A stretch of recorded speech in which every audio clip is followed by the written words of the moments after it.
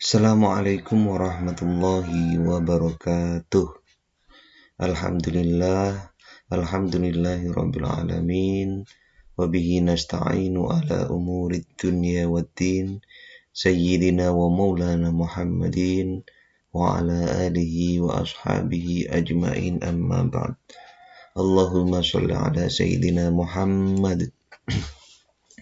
Anak-anakku dimanapun kalian berada, alhamdulillah di kesempatan yang berbahagia ini kita masih bisa diberikan nikmat Allah berupa nikmat sehat walafiat.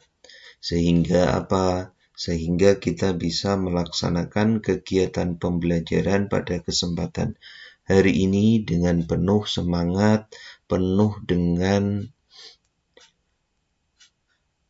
usaha agar nantinya kalian bisa memperoleh ilmu yang bermanfaat khususnya bagi diri kalian sendiri dan umumnya bagi banyak orang, paling tidak keluarga kalian. Anak-anakku yang dicintai Allah dan dirahmati Allah, pada kesempatan kali ini adalah pertemuan yang ketiga di bab 1, yaitu beriman kepada kitab-kitab Allah. Di bab 1 ini, di bab yang pertemuan yang ketiga di bab 1 ini, kita akan membahas mengenai terkait dengan ini sudah kemarin kitab Allah sebagai petunjuk bagi manusia. Kita akan membahas mengenai perbedaan kitab Allah dengan suhuf. Tidak usah panjang lebar, sebelum kita memulai pembelajaran pada kesempatan pagi hari ini, marilah kita sama-sama berdoa terlebih dahulu. Semoga Allah senantiasa mengijabah doa kita dan semoga hari ini kita diberikan ilmu yang bermanfaat dan ilmu yang barokah. Amin Allahumma amin. Mari sama-sama kita berdoa membaca suratul Fatihah dengan niat kita bisa menuntut ilmu dengan hasil yang maksimal. Ala niyatis sholihah al-Fatihah. A'udzu billahi minasyaitonir rajim. Bismillahirrahmanirrahim. Alhamdulillahirabbil alamin arrahmanir rahim. Maliki yaumiddin, iyyaka na'budu wa iyyaka nasta'in. Ihdinas siratal mustaqim. Siratal ladzina an'amta 'alaihim ghairil maghdubi 'alaihim waladdallin. Terima kasih anak-anakku. Jangan lupa untuk tetap mengisi absensi yang sudah disediakan oleh Pak Lili. Silakan diisi dan jangan lupa untuk tetap menjaga kesehatan kalian, menjaga imun tubuh kalian, agar nantinya kita semua selamat dari wabah pandemi COVID-19. Dan jangan bosan-bosan untuk selalu berdoa kepada Allah agar nantinya COVID-19 dimusnahkan dari negara tercinta kita. Kemarin kita membahas mengenai kitab Allah sebagai petunjuk bagi manusia, yaitu karena manusia sebagai khalifah, pengganti Allah di muka bumi, maka manusia selayaknya mendapatkan petunjuk. Petunjuknya apa? Petunjuknya yaitu Al-Quran. Al-Quran dijadikan sebagai petunjuk sebagai seorang khalifah, pengganti Allah di bumi untuk menjalankan apa yang ada dalam alam semesta. Yang kedua, tujuannya bukan tidak adalah untuk mencapai kebahagiaan hidup di dunia dan di akhirat. Petunjuknya apa? Petunjuknya semua ada di Al-Quran. Loh Pak, saya membaca Al-Quran kok tidak dapat petunjuk Pak? Nah, harus dengan ilmunya dong. Kalian bisa memperoleh tujuan dan itu termasuk kebahagiaan hidup di dunia dan di akhirat yaitu dengan cara mempelajari ilmu daripada Al-Quran. Yang ketiga, menciptakan tujuan yang sesuai dengan petunjuk, yaitu Al-Quran. Ini jelas. Kita lanjutkan untuk materi selanjutnya, yaitu terkait dengan Al-Quran sebagai kitab suci umat Islam. Al-Quran terjamin kemurnian dan keasliannya besok sampai dengan yaumil akhir atau hari akhir, hari kiamat. Ini Al-Quran akan senantiasa tetap ada. Janji Allah di dalam Al-Quran, inna nahnu nazzalna dzikra wa inna lahu lahafidun. Bahwasanya aku sendiri yang akan menjaga dan memelihara Al-Quran sampai dengan besok. Besok maksudnya ini hari kiamat. Al-Quran sampai hari kiamat tidak akan ada yang bisa memalsukan, tidak akan yang bisa menyampur adukkan apapun dengan keaslian Al-Quran. Itu janji Allah. Makanya jangan ragu keaslian Al-Quran.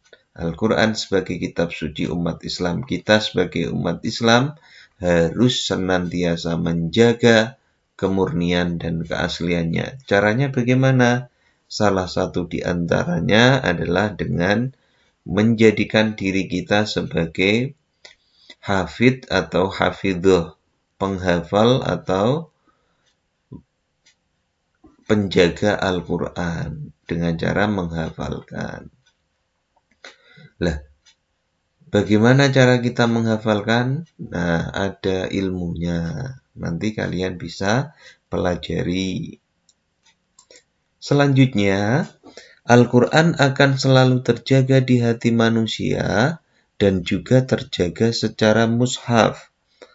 Akan banyak usaha yang dilakukan oleh manusia. Bagaimana caranya untuk menjaga daripada Al-Quran? Salah satu contoh adalah mempelajarinya. Sekarang banyak sekali muncul sekolah mengenai Al-Quran. Seperti sekolah tahfidz, sekolah TPQ, dan lain sebagainya. Itu salah satu cara bahwasanya Al-Quran akan selalu dijaga oleh manusia dan juga baik secara harfiahnya maupun secara mushafnya. Selanjutnya, Al-Quran diturunkan secara berangsur-angsur selama kurang lebih 23 tahun. Diturunkan secara berangsur-angsur selama 23 tahun kurang lebihnya, atau bisa dikatakan selama 22 tahun, 2 bulan, 22 hari. Ini hampir sama dengan waktu ketika Rasul diangkat, Nabi Muhammad diangkat menjadi seorang Rasul. Seorang Rasul berarti ketika beliau umur 40 tahun dan meninggalnya di usia 63 tahun. Persis kurang lebih 23 tahun, 40 sampai dengan 63. Rasul diturunkan Al-Quran itu ketika umur 40 tahun, yaitu ketika sudah diangkat menjadi Rasul Allah atau utusan Allah. Kalau secara periodenya terbagi menjadi 2, 13 tahun turun di Mekah atau dikenal dengan Ayatul Makkiyah, yang 10 tahun turunnya di Madinah atau Ayatul Madinah. Ayat-ayat yang diturunkan di Madinah. Jangan lupa, kita sebagai umat Islam, Al-Quran adalah kitab suci kita, harus tahu berapa tahun Al-Quran diturunkan kepada Nabi Muhammad. 22 tahun 2 bulan, dan 22 hari. Kalian bisa simak juga di buku paket kalian, itu bisa kalian lihat di halaman 14. Selanjutnya, Al-Quran berisi daripada 30 juz, 114 surah, dan 6.666 ayat. Berapa juz? 30 juz. Berapa surah? 114 surah. Berapa ayat? 6.666.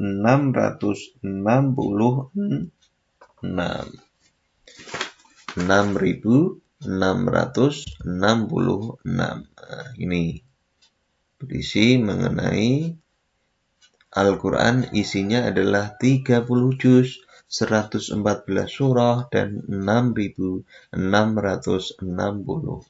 ayat. Lanjut. Al-Quran dijadikan sebagai pedoman dan jati diri umat Islam. Dan ini dicontohkan oleh Rasulullah SAW.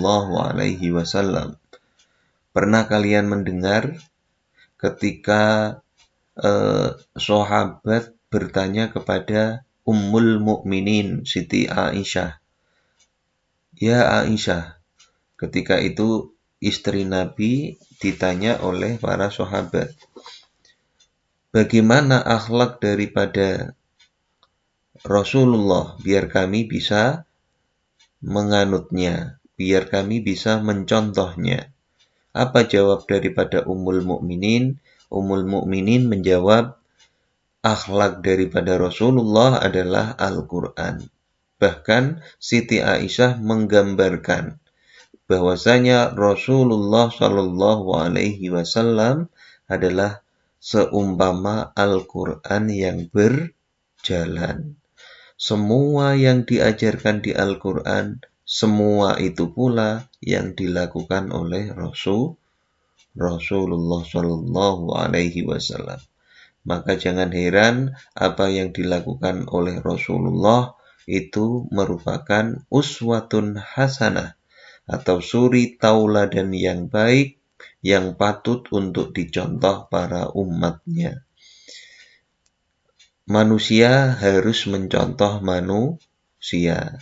Sudah dicontohkan oleh Rasulullah yang sebagai seorang manusia, perlu kita contoh, perlu kita teladani, perlu kita tiru apa yang dilakukan oleh Rasulullah.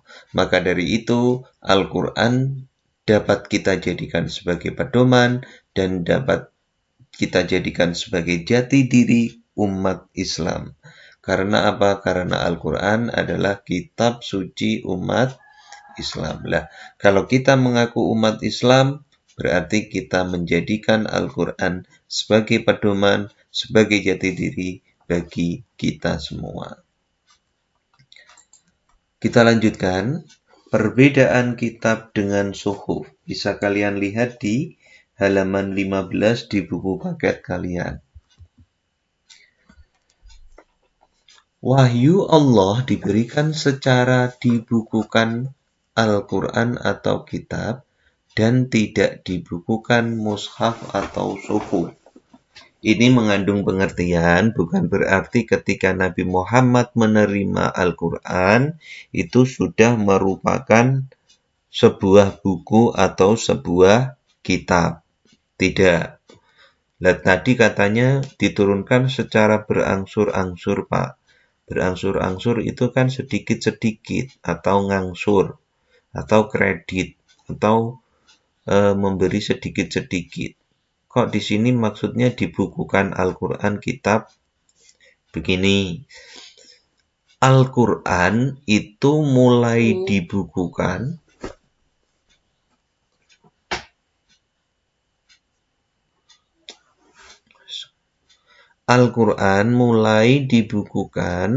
itu pada masa periode Khalifah Utsman bin Affan atau dikenal dengan masa koodifikasi Al-Quran, pembukuan Al-Quran. Nah, bukan pada ketika zaman Rasulullah. Rasulullah di zamannya itu banyak sahabat yang menghafal Al-Quran. Sehingga tidak ada niatan untuk ditulis dalam sebuah mushaf atau kitab. Lah, kemudian karena banyaknya sahabat yang berguguran dalam medan perang, para penghafal Al-Quran gugur di medan peperangan, akhirnya Khalifah Utsman bin Affan berinisiatif untuk menjadikan Al-Quran dalam sebuah kitab suci, dan membukukan Al-Quran yang semula dalam hafalan-hafalan umat Islam, para sahabat, kemudian dibukukan di dalam sebuah kitab. Itu maksudnya. Kalau Al-Quran itu berupa kitab, sedangkan suhuf berupa tidak dibukukan atau berisi mengenai lembaran-lembaran. Ada beberapa nabi yang menerima suhuf daripada Allah, pemberian Allah. Lah suhuf itu apa, Pak? Suhuf hampir sama semacam perintah Allah. Perintah Allah tetapi diberikan berupa lembaran-lembaran. Bukan seperti apa namanya? Bukan berupa kitab yang tebal seperti buku. Ada beberapa nabi yang menerima suhuf, di antaranya adalah Nabi Ibrahim. Nabi Ibrahim diberikan sebanyak 10 suhuf. Terus juga ada Nabi Musa, 10 suhuf. Terus ada beberapa nabi yang diberikan suhuf oleh Allah. Di antaranya ada Nabi Adam, ada Nabi Idris, ada Nabi Sis, dan lain sebagainya. Nabi Adam diberikan Allah 10 suhuf. Nabi Sis alaihi salam diberikan sebanyak 50 suhuf. Nabi Idris diberikan sebanyak 30 suhuf.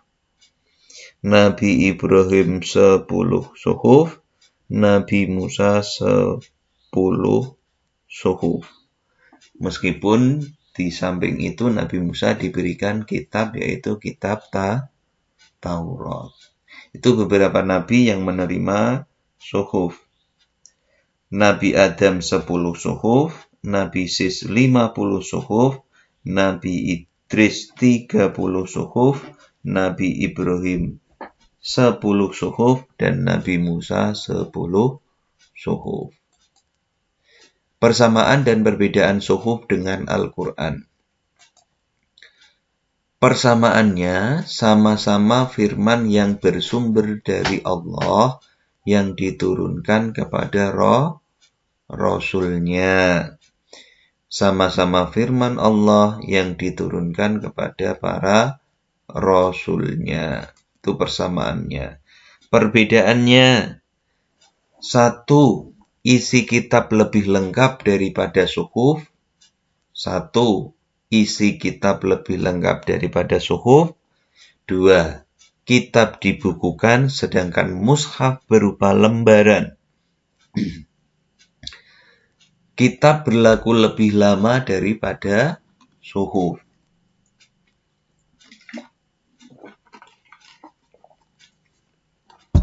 Berlakunya kitab itu lebih lama daripada suhuf.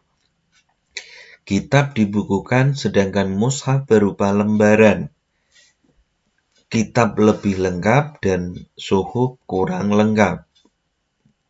Itu perbedaan. Kalau persamaannya apa?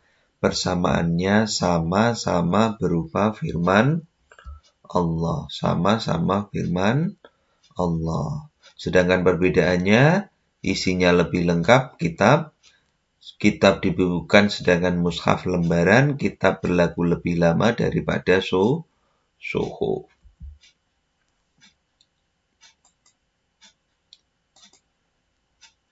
Kita lanjutkan. Kalau belum paham, bisa ditanyakan Jabri dengan Pak Lili, biar nantinya kalian lebih paham. Jangan malu-malu. Kalau malu-malu, tersesat di jalan. Ketika belum paham, silahkan ditanyakan saja, tidak apa-apa. Hikmah beriman kepada kitab Allah.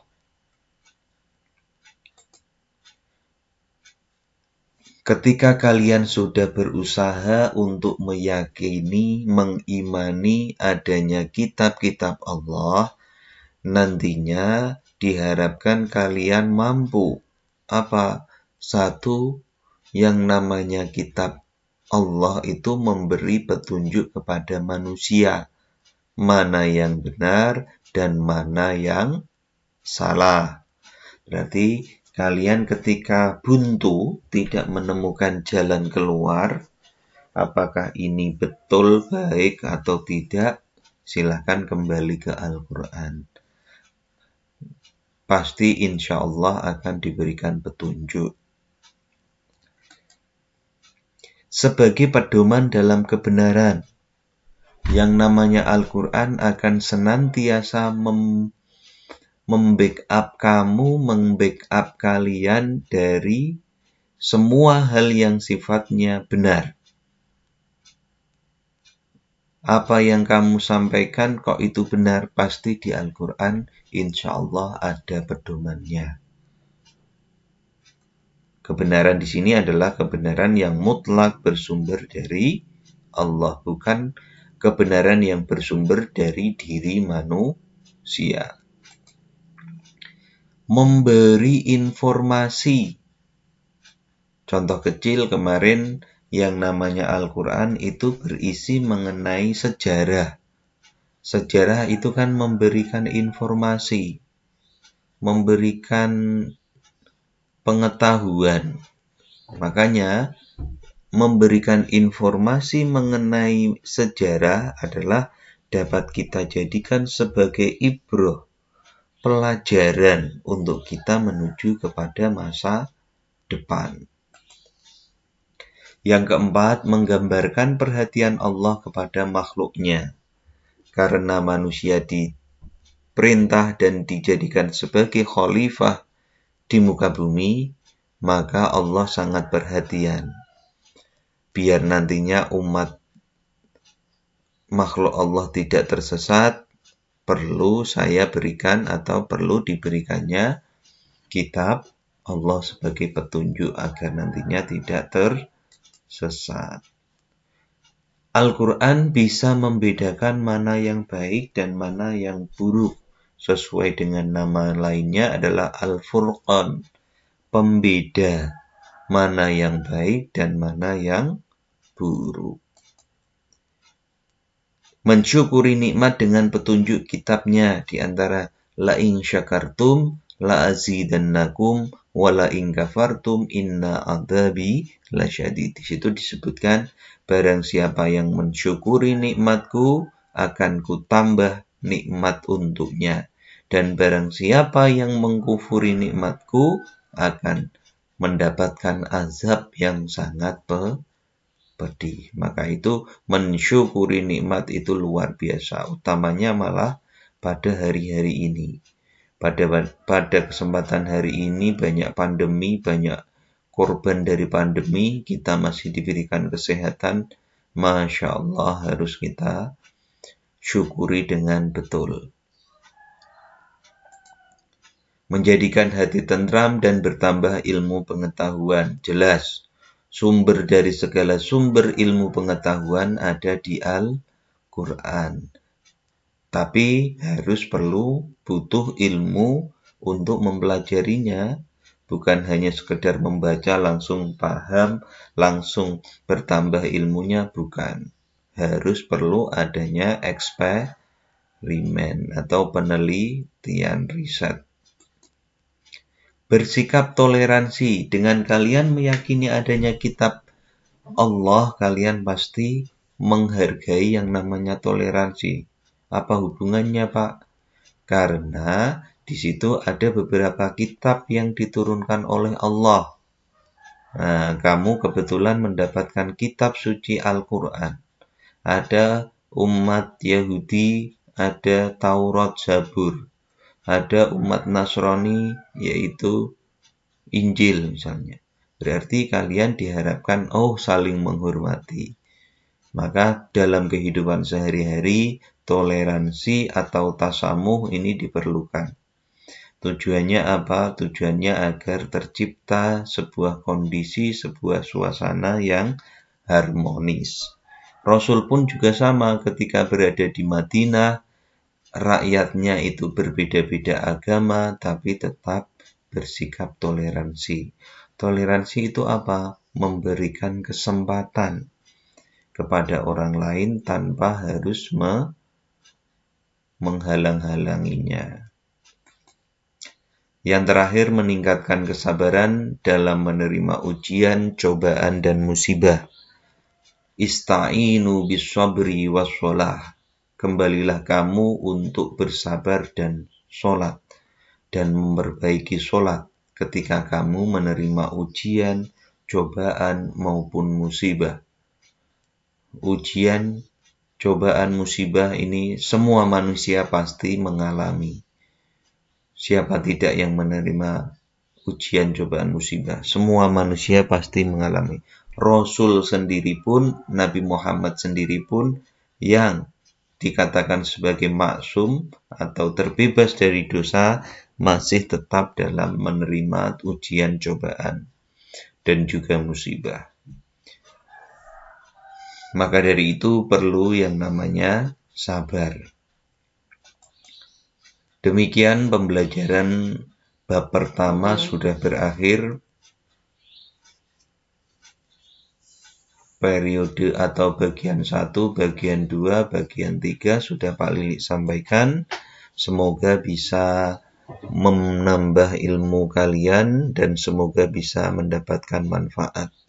Selanjutnya setelah pembelajaran ini ada evaluasi pembelajaran. Silahkan mengikuti penilaian harian atau ulangan harian yang akan Pak Lilik share di Google Classroom. Soal dari Google Formulir, tinggal ngisi, tinggal ngeklik, dan jangan lupa untuk dikirim. Silakan kalau ada yang dirasa sulit atau belum dipahami dari pembelajaran yang Pak Lilik sampaikan, silakan untuk ditanyakan. Demikian pembelajaran hari ini, kurang lebihnya mohon maaf. Sebelum kita mengakhiri, mari kita sama-sama mengucapkan sholawat tibil qulub bersama-sama. Dengan harapan, dengan niatan agar pandemi COVID-19 ini bisa segera dihilangkan dari muka bumi kita tercinta, yaitu negara Indonesia. Bismillahirrahmanirrahim. Allahumma sholli ala sayyidina Muhammadin tibil qulubi wa dawaiha wa afiyatil abdani wa shifaiha wa nuril absari wa diyaiha wa ala alihi wa sahbihi wa sallim. Wallahul muwaffiq ila aqwamit thoriq. Assalamualaikum warahmatullahi wabarakatuh.